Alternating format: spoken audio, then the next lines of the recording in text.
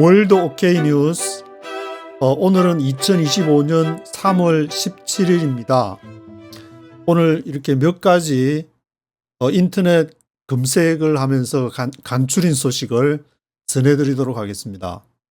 월스트리트 저널에서 콘도나 코압을 이렇게 구입하게 될 때에 모기지를 얻게 되는데, 이 모기지 블랙리스트가 있어가지고 거래가 잘 성사가 안 된다. 그 내용을 3월 17일자로 전하고 있습니다. 이 모기지를 할 때 이제 보증하는 기관으로 페니메가 이것을 그 모기지를 보증을 하게 되는데, 전에는 뭐 이렇게 콘도 협회라든지 그래서 관리를 할 때에 구매자가 구입을 하려고 하면은 오케이 우리가 보증해 줄 테니 뭐 그래 팔아도 된다는 이런 보증이 했는데, 지금은 그게 까다로워졌다는 그런 내용을 전하고 있습니다. 이 추세가 언제부터 계속이 됐냐 하면은 2021년도 중순경에 7월로 기억이 되는데, 플로리다의 그 서프사이드에 콘도 막 이런 건물들이 와르르 무너지면서 사람도 죽고 미국에서 그런 일이 발생을 했었습니다.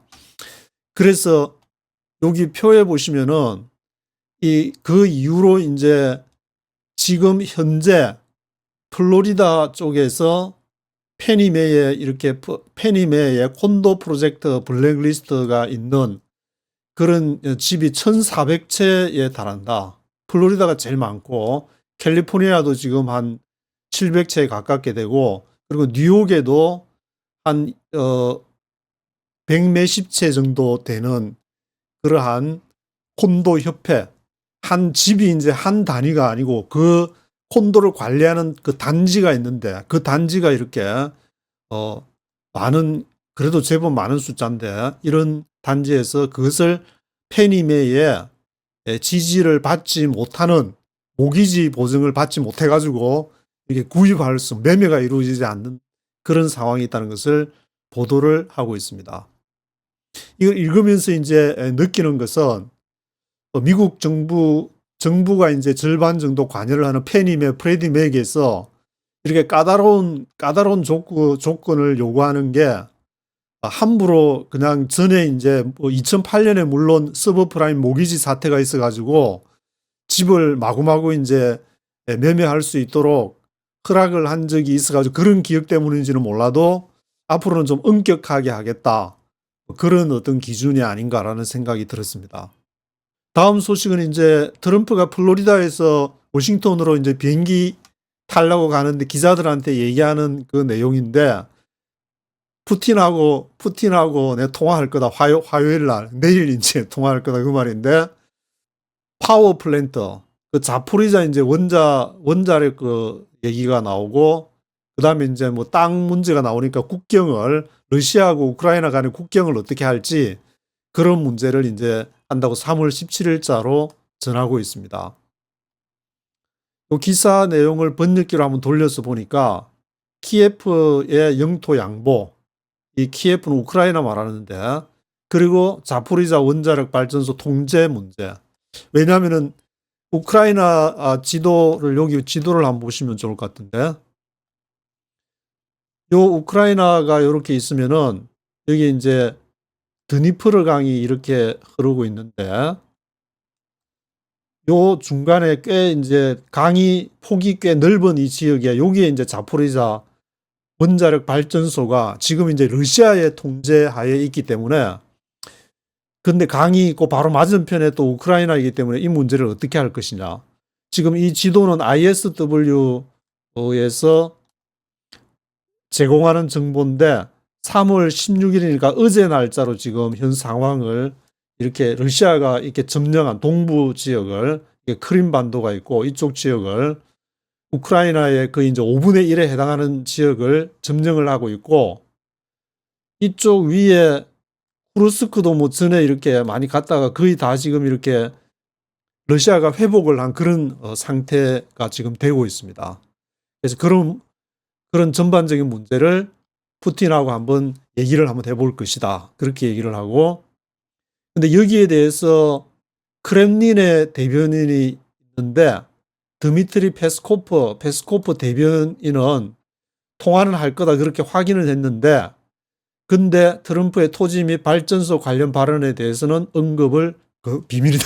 언급을 거부해가지고 내일 한번 푸틴하고 어떤 통화를 하는지 지켜봐야 될 것이고, 그리고 크렘린의 입장은 신중한 낙관, 조금 그 분위기 괜찮다는 어떤 좀 트럼프하고 푸틴의 잘 될 걸로 본다는 그런 이렇게 크렘린에서는 이렇게 보는데, 지금 미국 쪽에서는 일요일 TV 프로그램에서 위트코프, 마크 루비오 국무장관, 트럼프의 국가안보보좌관 마이크 월처, 뭐 이런 그 정부 그 핵심 관료들이 하는 얘기는 해결은 고사하고 휴전 합의에 도달하기까지 많은 어려움이 있을 것이다.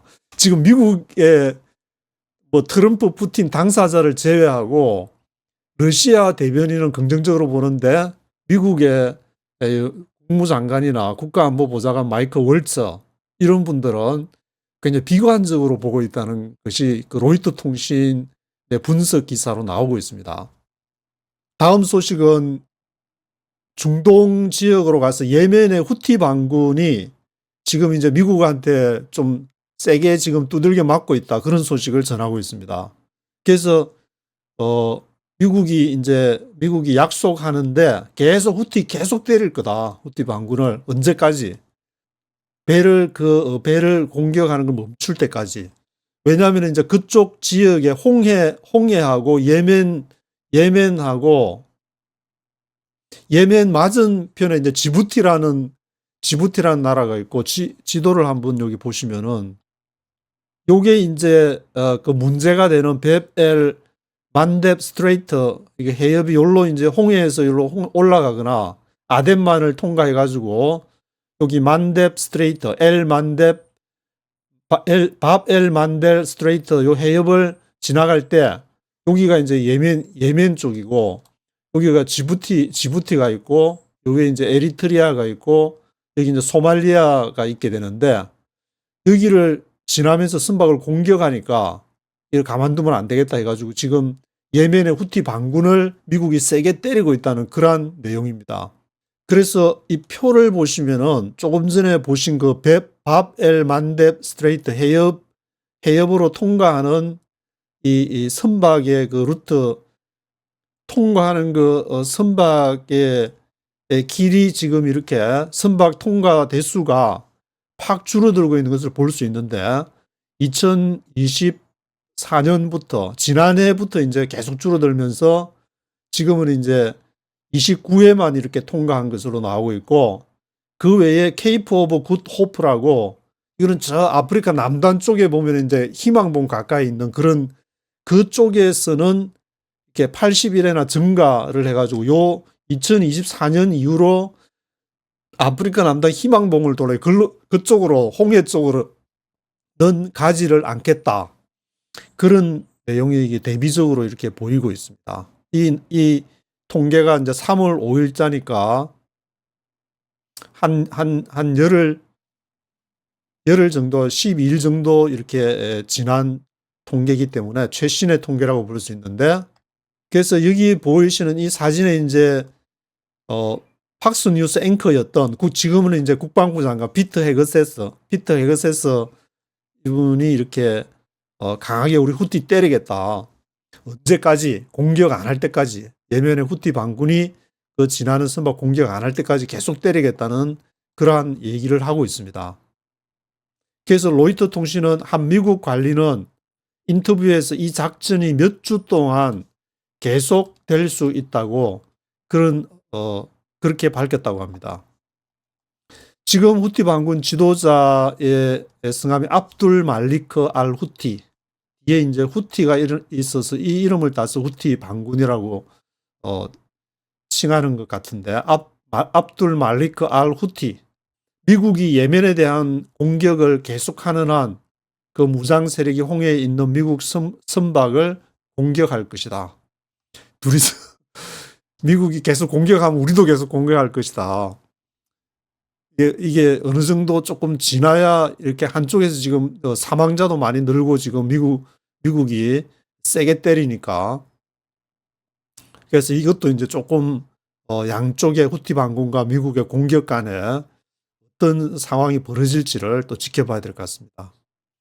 여기 이제 트루먼호가 나오는데 트루먼호를 이렇게 폭파시키려고 아마 드론 11대를 격추시켰다고 지금 미국 쪽에서 얘기를 하고 있고, 이 후티 반군이 예멘 남쪽, 예멘 동남쪽, 동부 해안 쪽하고 그런 쪽을 10년 동안 예멘이 대부분을 장악을 해 왔는데 왜 이렇게 예멘이 이 선박을 공격하고 트루먼호를 이렇게 폭파시키려고 하고 있느냐. 가자 지구에 대한 원조 차단 조치를 하니까 가자 지구에 지금 트럼프가 그 다 떠나라 그런 식으로 이제 얘기를 했는데 안 떠나니까 그러면은 음식이 이제 유엔군 막 구호 이제 물품들 트럭들이 막 들어가고 했었는데 그거를 이제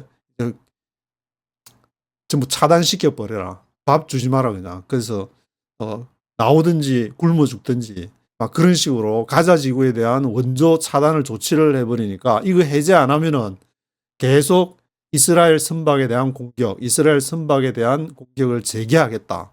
그런 대치 상태를 보도하고 있습니다.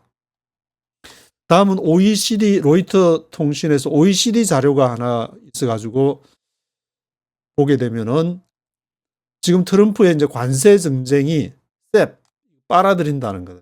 카나다, 멕시코, 미국의 성장을 빨아들인다. 그 말은 아주 성장의 장애를 초래하게 될 것이다. 오늘 날짜로 보도를 하고 있습니다. 성장도 끌어내리고 인플레이션도 부추기게 될 것이다. OECD에서 전망을 하고 있는데 미국 가정이 직접적인 가격 상승을 겪어가지고 관세 때리면 이제 물건 값이 이렇게 물건을 이렇게 받아가지고 공급해주는 사람이 비싸게 파니까 손해보고 팔 수는 없으니까 가격을 붙여서 하면 그 부담을 미국 사람들이 떠안게 되어가지고 예상되는 추가 수입보다 더 큰 경제적 침체 비용을 부담하게 될 것이다. 생각보다 그 가격 부담이 심할 것이다. 그렇게 이제 로이터 통신이 OECD를 인용해가지고 보도를 하고 있습니다. 그래서 OECD가 이제 예상하는 글로벌 성장률이 지난해 3.2%에서 올해 3.1%, 내년에 3%로 소폭 둔화될 것이라고 전망을 하고 있습니다.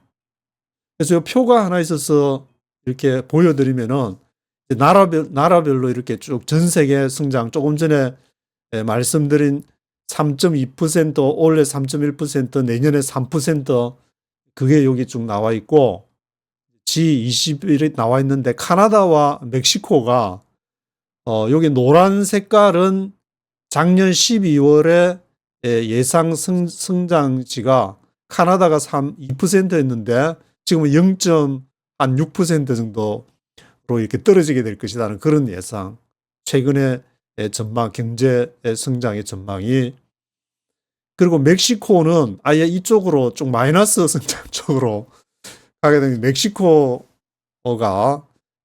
깽단도 막 미국 수사기관에 넘겨주고 했는데도 뭔가 더 맞아야 될 게 있는지 멕시코가 지금 마이너스 성장, 전에는 그래도 한 1.23% 이 정도에서 지금 마이너스로 돼 있다는 그 표시가 나오고 있고, 그리고 일본, 한국, 중국도 한번 이렇게 살펴보면은 일본도 이렇게 최근에 전망이 지난해 12월 달에는 1.4% 정도 있는데 지금은 이렇게 1%도 안 되는 그런 상황이고, 한국도 이렇게 2.1%에서 지금 보니까 1.4% 정도로 이렇게 축소됐다는 것을 볼 수가 있습니다. 중국은 근데 그 성장이 4.6%에서 4.7% 정도까지 5%를 이제 이번에 중국에서 발표를 우리가 그 성장 이루겠다 했는데 최근에도 OECD는 중국이 한 그 정도 성장을 할 것이라는 것으로 전망을 하고 있습니다. 다음 소식은 이 포에버 21이 다시 파산 신청을 다시 했다. 그런 내용인데 이 포에버 21은 그 1980년대에 한국 분들이, 한국 이민자들이 이렇게 뭉쳐서 만든 것인데, 지금 이렇게 뱅크럽시를 다시 파산 신청을 했다는 그런 내용을 오늘 날짜로 전하고 있습니다. 그래서 6년 만에 지금 두 번째 파산 신청을 하는데, 왜 파산 신청을 하느냐? 온라인으로 다 가고 이제 매장에 잘 가게에 뭐 직접 방문해서 그 옷이나 뭐 그런 걸 신발이나 그런 것들을 잘 안 사니까, 포에버 21로 직접 이제 방문을 안 하니까, 그래서 미국에 이렇게 매장 수가 354개, 350개 이상의 매장을 운영을 하고 있는데, 거기에 이제 매장에서 직접 가지를 않으니까 파산할 수밖에 없고, 이제 빚도 많이 져가지고 그 손실이 지난 3년 동안에 4억 달러 이상의 손실을 입었다고 합니다.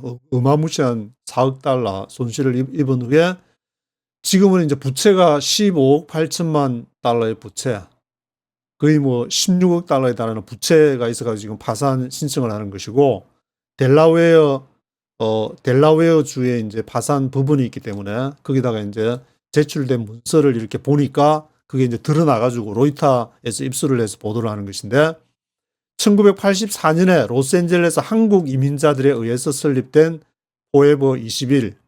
그래서 전성기에는 4만 3천 명의 직원을 고용할 정도로 어마무시하고, 전 세계적으로도 800개 매장, 미국에만도 354개라 그랬으니까 다른 전 세계적으로 이제 450개 정도 되는 엄청난, 전 세계적으로 어마무시한 매장을 갖고 있다가 지금 또 파산하게 됐다는 그런 소식을 전하고 있습니다. 그리고 중국 소식이 하나 올라와 있어서 보게 되면은, 중국이 지금 그동안에 투자나 이제 수출로 해오던 게 별로 재미를 못 보고 있으니까, 지금 뭐 정부 기관에서 발표하는 것도 소비를 진작시켜서 가지고 이렇게 사람들 호주머니에 돈을 찔러 넣어줘야 수입을 좀 이렇게 해줘야 이 물건을 살 거 아니냐, 이제 그런 식의 지금 부스터 컨섬션, 소비를 이렇게 진작시키는 그런 방향을 찾고 있다. 어떻게 하면은 소비가 늘어나서 엄청나게 이 생산한 물건들을 이렇게 소비를 하면서 윈윈 전략을 펼쳐 나갈 수 있을까, 그런 내용을 보도를 하고 있습니다. 그래서 쭉 처음부터 이렇게 기사를 번역기를 돌려서 한번 읽어보니까 뭐 전체적으로 뾰족한 수는 없다, 그런 느낌이 들었는데, 저는 여기에서 이제 그 마지막 부분에서 그 해결책을 보면은 도시와 농촌의 소득을 늘려가지고 농민들의 그 주택을 가지고 있으니까 주택 그 개혁과 같은 조치를 해가지고 소득을 뭐 이렇게 올려주는 거, 부동산 관련.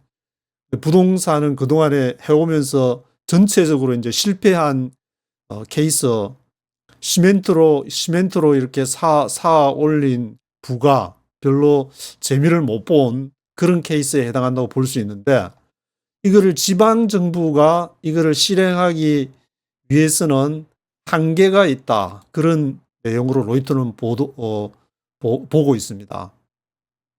그래서 최근에는 이제 주식 시장도 이렇게 해서 주식이 어떤 일부분은 이렇게 주식 상승세를 이어가는 것이 있기는 있지만, 그런 것으로 이제 안정화되고 사람들이 계속해서 주식에 이제 중국 사람들은 돈을 가지고 있으면 저축을 해버리고 투자를 잘 안 하니까, 왜냐하면 주식에 투자했다가 또 돈 다 날려버리면은 깡통 차니까 이거 안 된다, 그 생각이 이제 바꿔야 전체적으로 호주머니에서 주식 시장으로 돈이 이동을 하는데, 이 문제도 세부 사항은 제공을 하지 않았다. 그래서 앞으로 주식 시장 어떻게 할지 그것도 한번 봐야 될 것 같고, 보육 보조금 제도, 여기에 대해서도 언급을 하고, 또 고용 문제, 외래 진료소 개설, 근로자의 권리와 휴가일을 보장, 그리고 유급 연차, 이렇게 돈 주면서 막 휴가 뭐 돈 쓰라고 보내주면 쓰지 않을까, 단기 휴가 가가지고 뭐 이렇게 가서 이제 돈도 좀 쓰고 소비를 막 활성화시키려고 어떻게든 애쓰는 그런 내용, 관광 활성화 그러한 내용도 있고. 그래서 뭐 최근에 이제 한국 포함해서 여러 나라들이 중국에 들어오는 거 다 무비자로 그냥 오게 해서 그런 내용이 다른 복선이 깔려 있는지는 모르겠지만 그런 내용들이 중국에서 이 소비를 통해서 뭔가를 미국의 미국의 어떤 그 제재 문제 그런 것을 또 우회해 보려는 그런 전략이 아닌가 생각이 들고 있습니다. 마지막 소식으로는 인텔 소식을 전하고 있습니다. 저도 이 기사 보면서 알았는데 인텔의 CEO가 다른 사람으로 이렇게 이 성함이 리프탄이라고 아주 이름이 탄탄해 보이는데 전에 겔싱에 있었을 때는 이분은 굉장히 좀 이렇게 부드러워 가지고 보기에도 좀 부드러워 가지고 과감하게 이제 중간 뭐 이렇게 해고도 시키고 계획을 해 나가는데 그렇게 못 하는데 또 기사를 읽어 보면은 중간 관리 계층을 해결하기 위해서 이제 인력도 감축하고 그리고 칩 제조 방법, 인공지능 이렇게 전략을 과감하게 투입해 가지고 중대한 변화를 고려하고 있다. 그래서 실제적으로 이분이 부탄이란 나라가 생각이 나는데 부탄 이분은 엔비디아처럼 그 인텔 안에서만 쓰는 그런 칩을 만드는 것이 아니라 외부 고객을 위해서 반도체를 만들어야 된다.